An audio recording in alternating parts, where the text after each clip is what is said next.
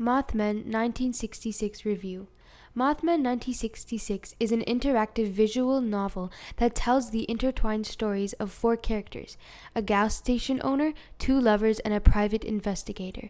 It is set in West Virginia when the Leonids, the most incredible meteor shower on record, occurred on the 17th of November in 1966. During this event, as many as 40 falling meteors were visible per second, but all was not happy. This also marked the arrival of the Mothmen. The story begins with a prologue where you take on the role of Holt, a man who owns a local gas station and lives with his elderly grandmother, Elsie. Every character you meet is essential and has a role in the grand story.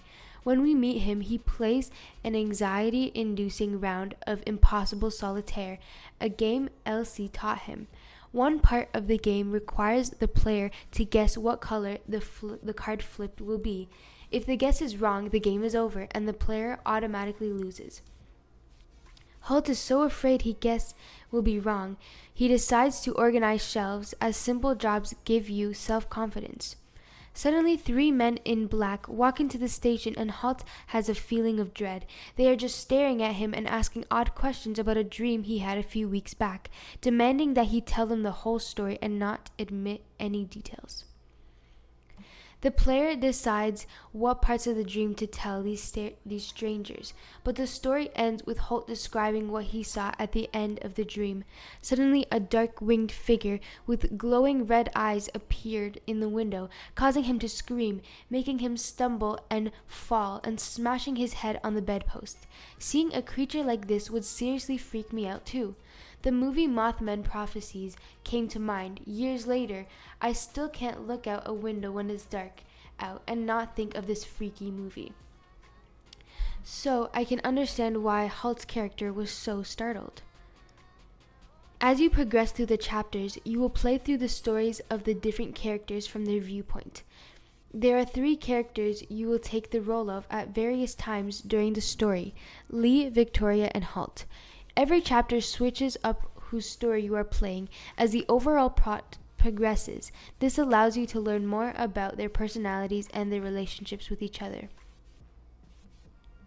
While playing Mothman 1966, you are just there experiencing this crazy supernatural story, but every once in a while you get asked to make a decision. Some are easy, like what color you think the next card will be, red or black.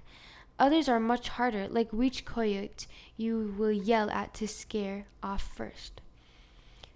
If you choose wrong, At first, this was pretty cool, but later on, when you have many possible actions to choose from, it gets a bit frustrating. Constantly having to restart and remember what sequence of events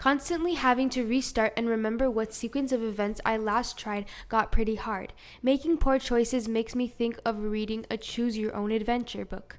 When you get a bad result, you go back to the previous page to select a different option, hoping for a better result. Mothman 1966 looks just like a retro 8-bit home computer game, giving it a unique look you don't see very often anymore. Despite having a more simplistic look, the scenes, characters, and creatures are animated and look great. The style suits the story the game is telling quite well. Mothman 1966 chiptune music is eerie, adding a creepy atmosphere, while the sound effects accompanying it are done very well and will startle you during the more suspenseful moments. Mothman 1966 is an excellent title for fans of supernatural tales or people who love suspense. The fact that you get to help make decisions makes you invested in these characters. Your choices will impact the story, as the ending I got was bizarre.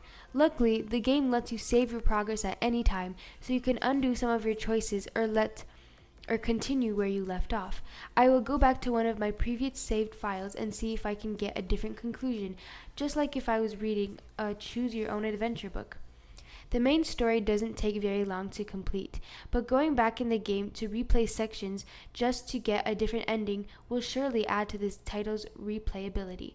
I also found that once I unlocked the option to play Impossible Solitaire on the main menu, I was addicted. I was searching for the next time the Leonids occur, and it looks like it will be later this year, on 18th of November. While waiting, try out a few rounds of Impossible Solitaire available on Mothman 1966 main menu and see how you fare in this challenging card game. When it's time, be sure to watch out for this excellent meteor storm, but beware of any Mothmen or men in black that may be watching you.